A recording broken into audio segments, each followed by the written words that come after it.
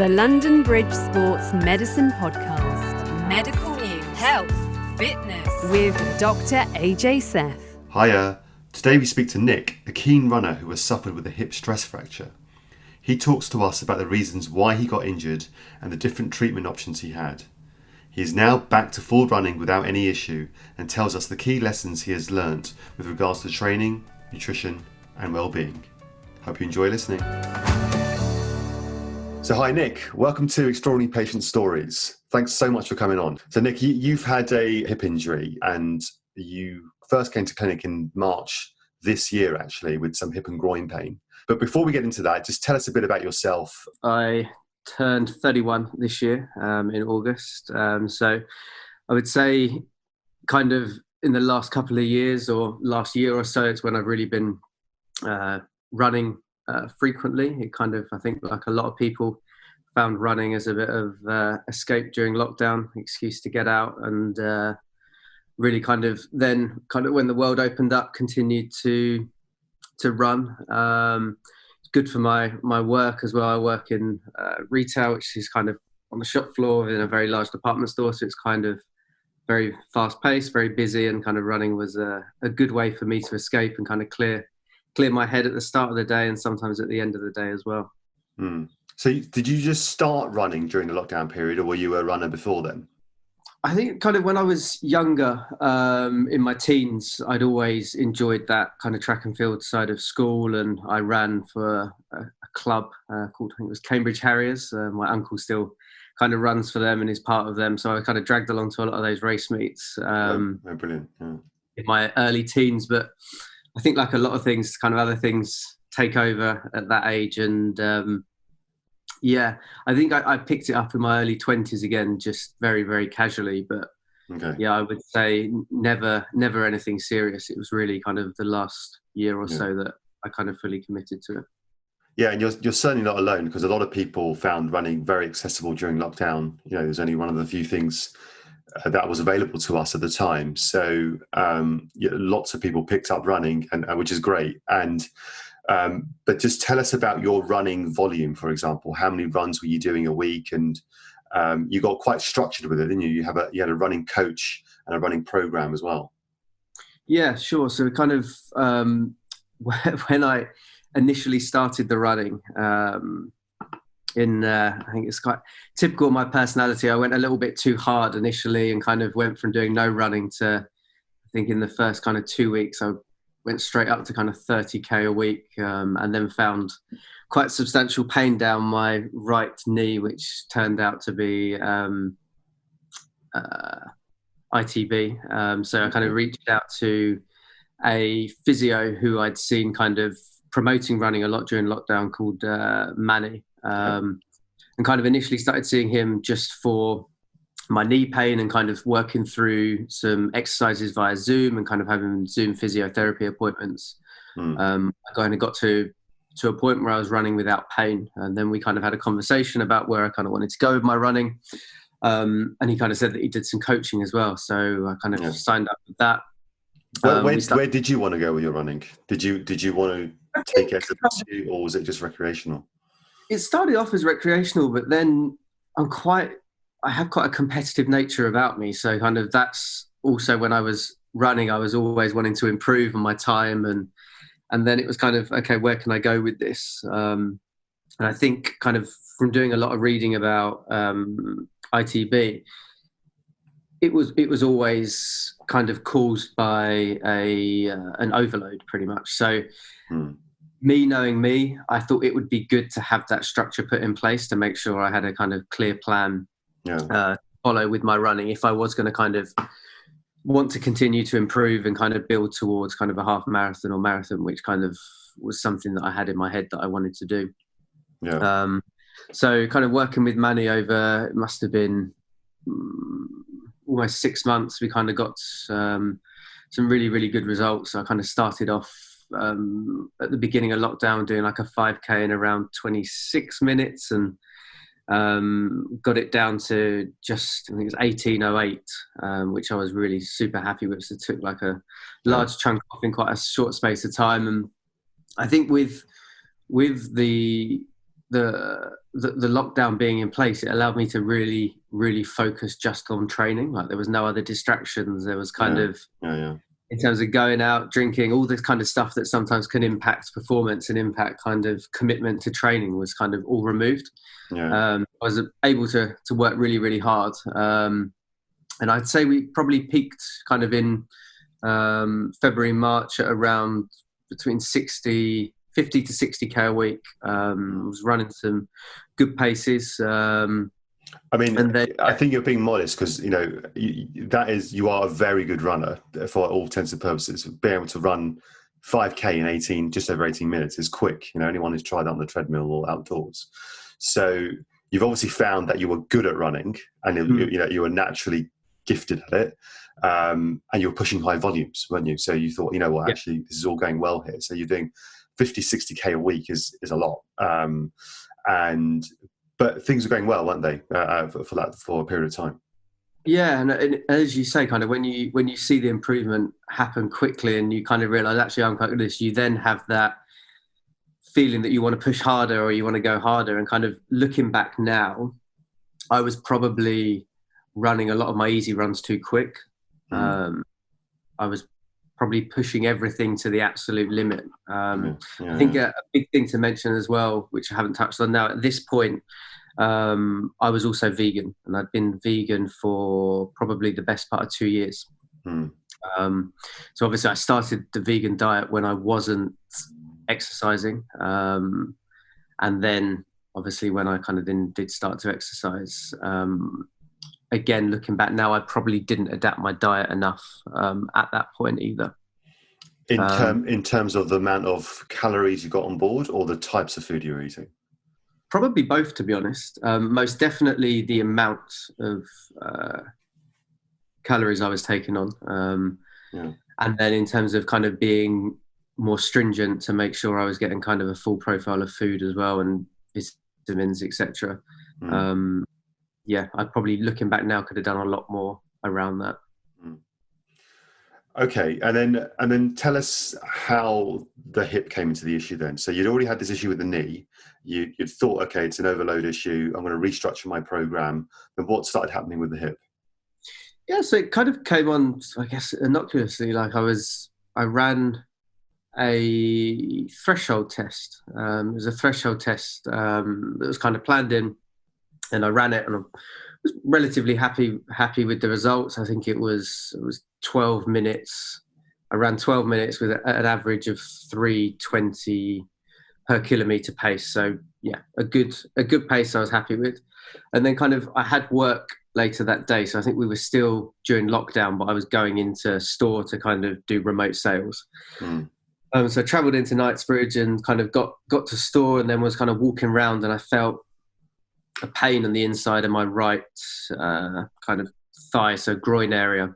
And so initially, obviously, kind of playing football when I was younger, etc. I thought, maybe it's a groin strain, and that was my initial thing. At this point, I didn't even consider anything more serious. I thought it's probably just a strain. So spoke with Manny, who obviously was coach physio at the time.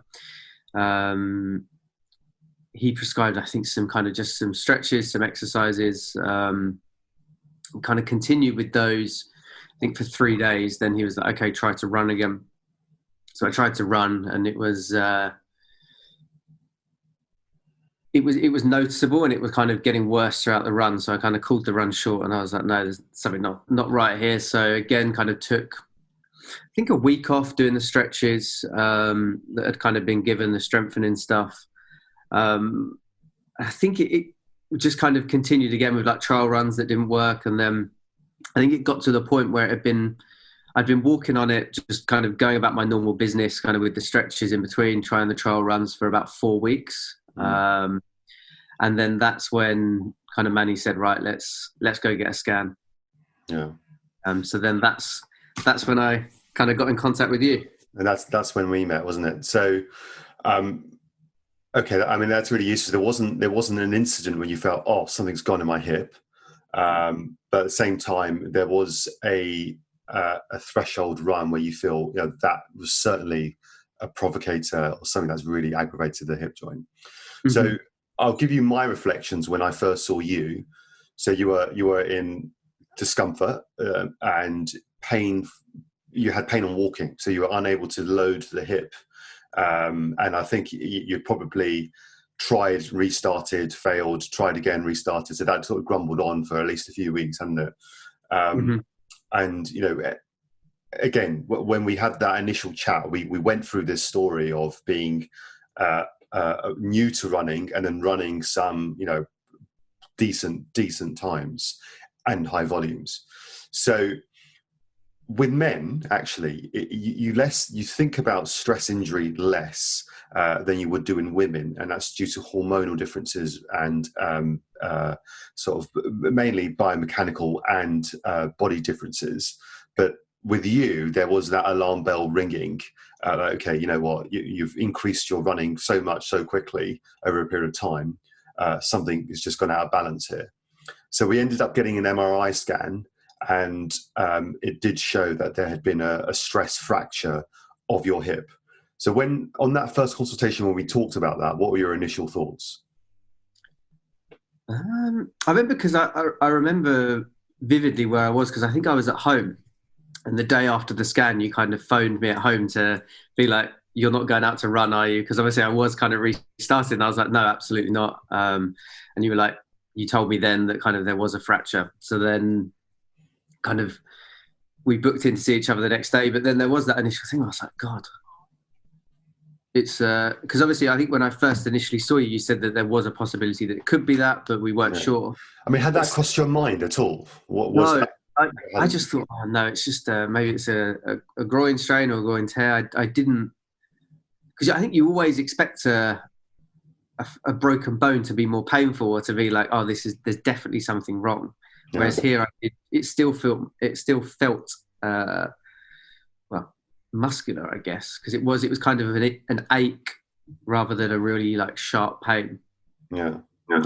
So yeah, I guess the initial thing and the thing straight away I thought was I was still in that mindset where I wanted to get back to running. So that's always the first question, so don't worry about that. That's all. Everyone always asks, you know, when can they get back to their sport or play football again, and that's the kind of thing. But yeah, in terms as stress fractures go, there's different sorts of fractures that can occur in the hip, and yours was in the femoral neck, so it was in the neck of the hip, rather than the shaft of the thigh bone, or, you know, involving the ball and socket as well. So it was actually in the neck of the hip. And with those types of fractures, you have to be slightly cautious, because sometimes they don't heal the way you want them to heal. And, you know, the priority from then on was about providing the best environment for your hip to heal. So that meant pulling back on all the running, and that meant doing no impact activity for the foreseeable future, whether that's 2-3 months. But it also meant potentially having an operation. So you were one of these borderline cases where the evidence suggests that an operation sometimes can help, or sometimes if you are someone who's needing to be on the hip, it needs that extra support of an operation, or what, you know, the orthopedic world called a fixation. So you're fixing the fracture. So you went to go and see a few. I recommended you to go see an orthopedic surgeon or two who specialises in hip joint injuries, and you had two contrasting or different experiences, didn't you? So just tell us a bit about that, if that's okay. Yeah, so I went to see one hip surgeon, and he kind of obviously looked at the scans and saw it, and I wouldn't say he played down the severity of it, but he didn't. It was very positive, I guess. He sees hips all the time, so for him it wasn't kind of a huge deal. And he was very much on the side of getting me back walking, running as quickly as possible. And he said the quickest way to do this would be to put 2 screws into the fracture to, I guess, this is where you know more than me, obviously. Stabilize it is the best way to work. Yeah. Exactly. So, and he kind of appealed to that side of me that kind of had these imaginations of being back running within kind of 6 to 8 weeks, back walking after 2 weeks of the operation, etc., etc. And I mean, at the time, obviously, after you've just been told if I'm going to rest, it's probably going to be 12 weeks of complete rest, no weight bearing, etc. To hear that you could be back walking in kind of 4 weeks, it appeals to a certain side of you that thinks, oh, okay, actually, like that sounds really great. And obviously, he was clear that there could be a chance that in the future the screws caused me some discomfort and that it would require potentially another operation to remove the screws in the future. But yeah, he didn't say that it would be any problem. He didn't think there was any higher risk or a lesser chance of a good recovery by using kind of the two screws to stabilize it. So then I kind of came away and had my conversation with so I left, and I would say I was 75-80% sure that I was going to go ahead and have the surgery at this point. I kind of just spoken to him. He was very positive about it, and I was having these visions of still running in the summer, etc. So I was like, I think I'm going to go ahead and do this. And then looking at it now, it was probably a godsend, but there was a disparity between what he charged for surgery and what my insurer would cover. Okay. So there was conversations between the two trying to negotiate the price. While this was all going on, I thought, and obviously I think I spoke with you and seen another surgeon that I like the look of online and asked if you knew about him, and you said, yep, you heard good things, etc. So I was like, okay, let me go and book him with this guy. So I went in to see him, and I was kind of, I guess you expect to hear a similar thing. And what I heard was in complete contrast to what the first surgeon had said. And he said pretty much under no circumstances would he want to operate on this. He would want to give it the best opportunity to heal on its own. And he wouldn't want to, until I'd had between 10 to 12 weeks of complete rest, wouldn't ever consider operating on it, because he said the risk of reoccurring problems with putting the screws in and down the line not having a recovery far outweighed the benefit of kind of putting in these two screws. How interesting, but how difficult as well for you to have these two different conflicting opinions from experts in their field. And I think that really does well summarize just how grey a lot of medicine is. There isn't a black and white answer and a yes and no. This is the thing. When you see medics, when you see doctors essentially, or any healthcare professional, they are giving their opinion from their own experience, their own clinical background, and the evidence that's out there on what they feel is the best thing to do. And if you take those two examples, for example, if you were an elite athlete who was preparing for the Olympic Games and you wanted to maximize that, you wanted to maximize recovery, you'd think, okay, maybe surgery is an option to help expedite that. But if you're someone who's got time and you want to help things heal naturally, or you're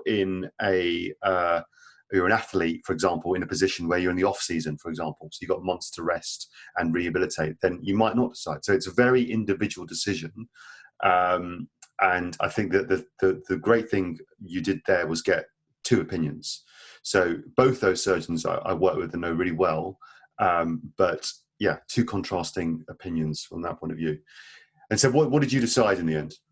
Yeah, so I think kind of taking everything into consideration, I also kind of important to note here that my work were extremely supportive in this situation, and kind of speaking with my manager, and that they were putting no pressure on me to kind of get back to work quicker.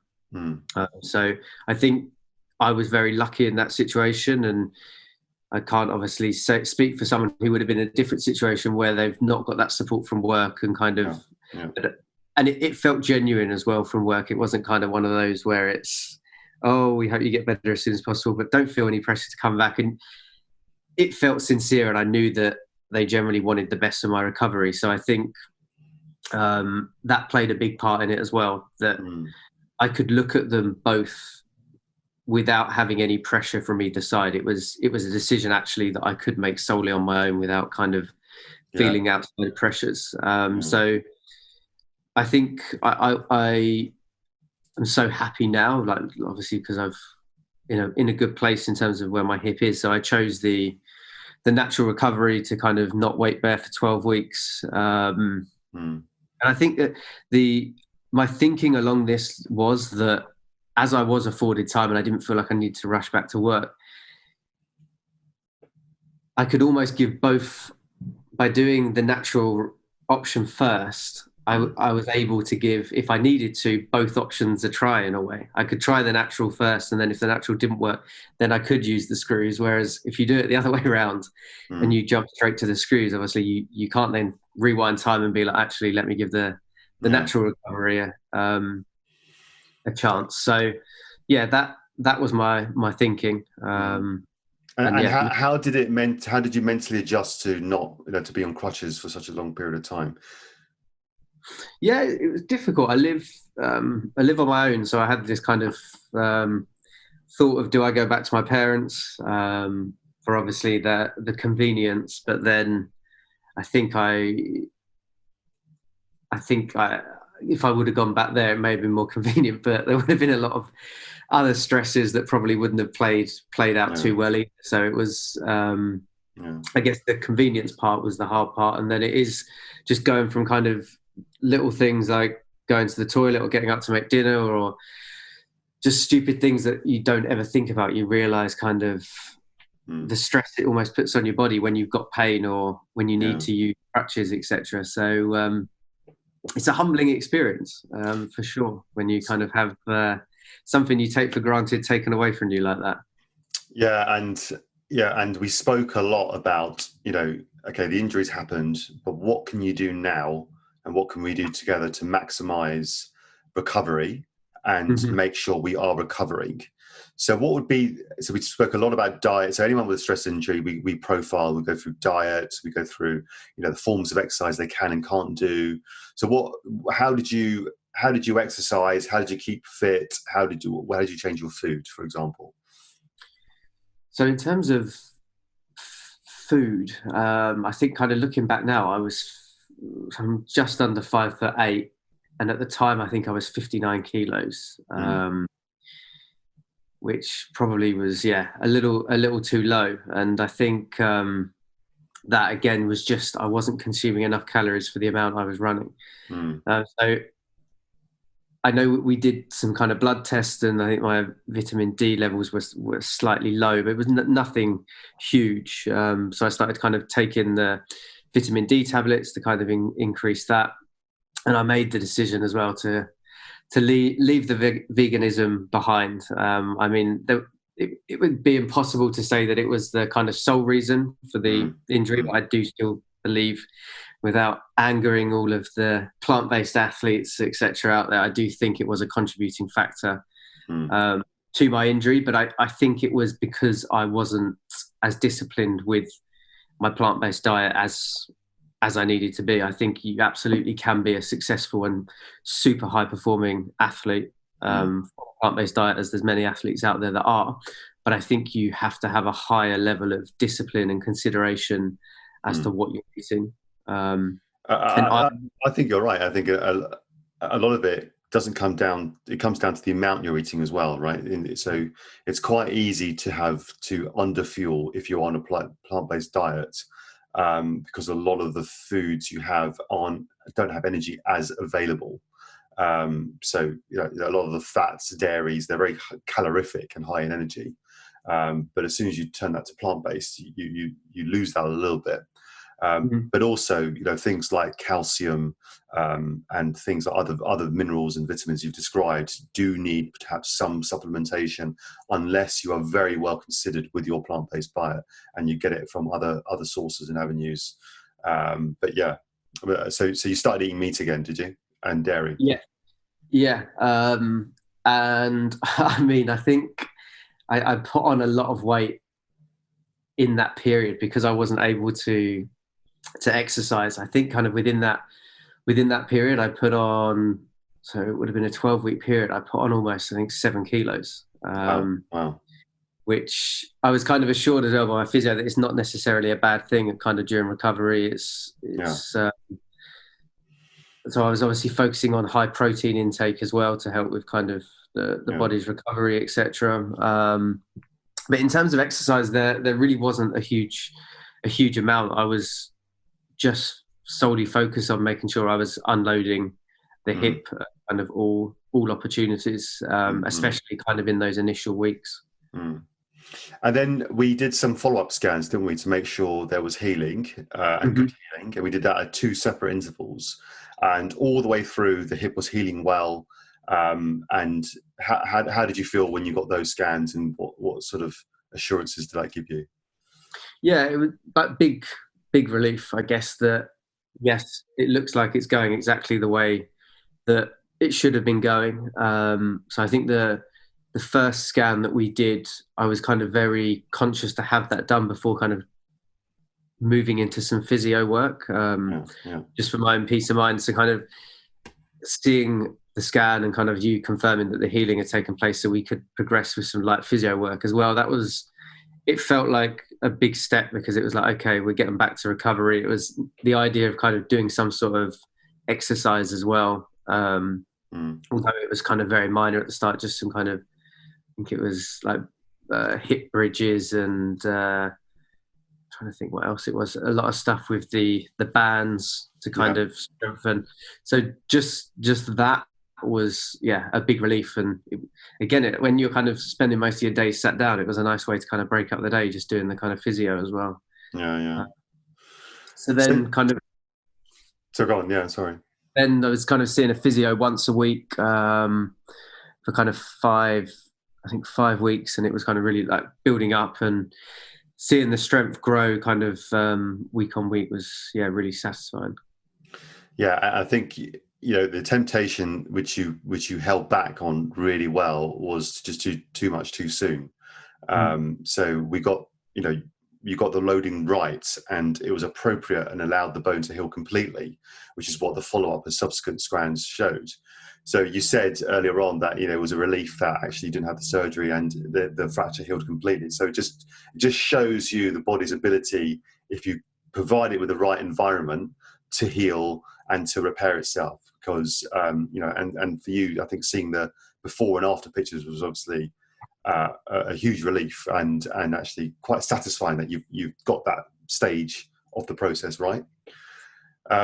Tell us about returning to running. So once everything had healed and you got the all clear to go and run again, what were your emotions about returning to running? What were your apprehensions, and do any of them linger on? Are you still, how do you feel about exercising in general now? Yes, I can remember the first time I kind of ran again was on a treadmill with Manny at the end of a physio session.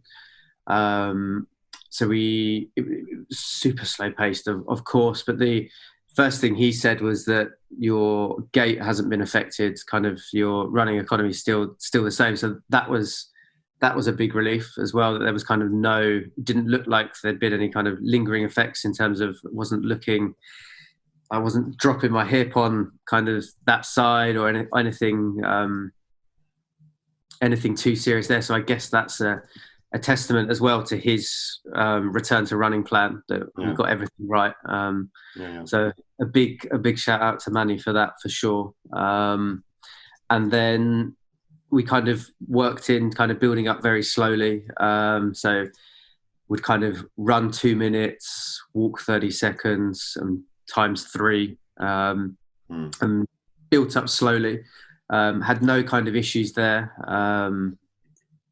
And actually, I didn't, strangely enough, really have too many apprehensions in terms of returning to running, strangely. Like, looking back now, I can't remember thinking, oh, God, if it's going to happen again. But there was, I think maybe it was you or maybe it was that told me that actually the bone's almost at its strongest straight after healing, which was quite a reassuring thing to hear as well. And then since kind of, I started, the load went up gradually. I think after about 4 to 6 weeks of running again, I got a little bit of Achilles tendonitis, which went within kind of a week. And since then, not been anything kind of super serious, just the normal kind of running stuff that happens along the way. And what are you back to mileage now? What are you doing per week? So we're up to around 50k a week. Okay. Feeling stronger, I would say. I feel like I got more energy. I'm being more conscious about what I'm eating in terms of diet, making sure I'm kind of getting enough calories. And I'm getting back to kind of the level of performance I was at before. I'd still say I've got a way to go for sure. But yeah, I'm definitely on the right track.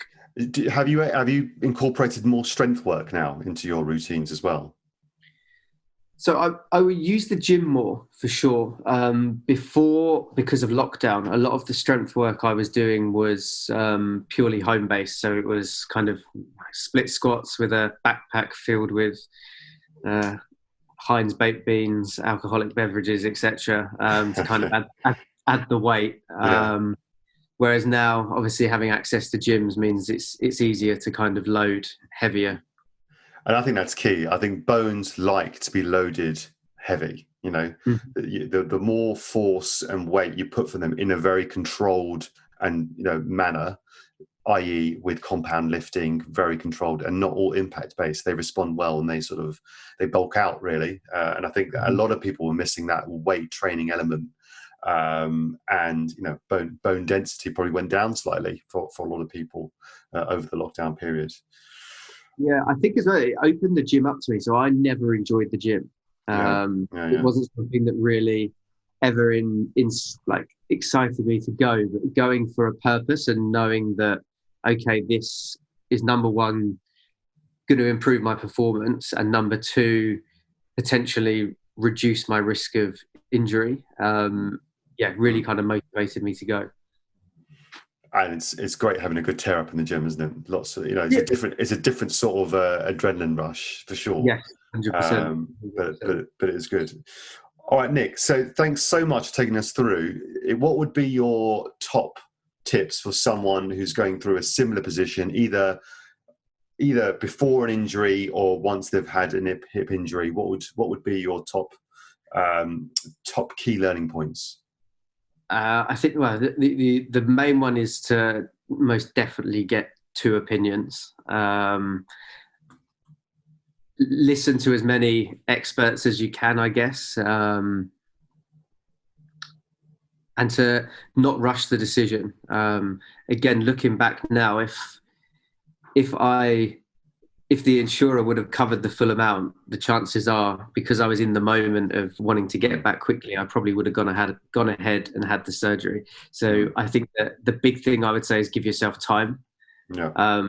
It's very easy to get wrapped up in what a surgeon's saying at the time. And I don't believe that he meant bad by what he was doing. He was given, as you say, his opinion of what he thought was best. So I would say, yeah, most definitely give yourself time to really process what's been said. And then I guess the other thing is nutrition.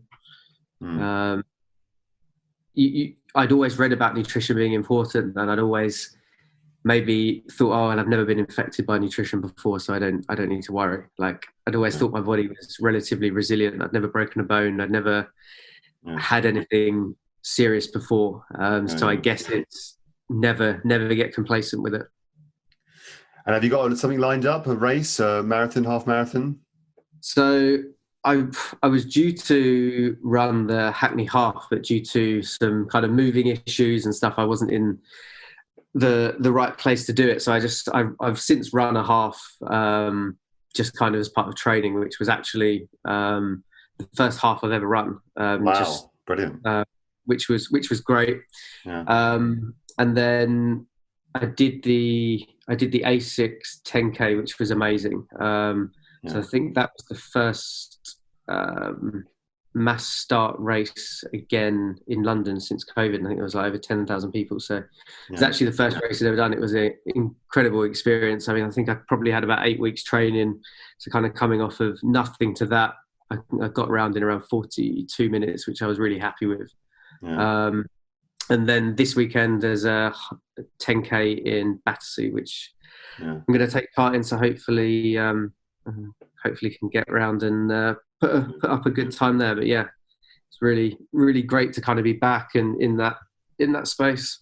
And to come full circle. So Yeah. well done, Nick. And I think, I mean, I'm really proud of the way you've managed the whole thing. And I think, I think you're absolutely right. Just talking to as many people as possible is key. Thank you so much, and we wish you well. Please do let us know how you get on going forward, and hope to speak to you back on the podcast soon. Amazing. Thank you so much.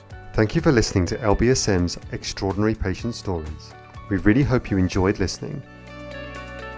If any of the topics discussed are relevant to you, or you want to find out more, please get in touch by phone, email, social media, or visit our website.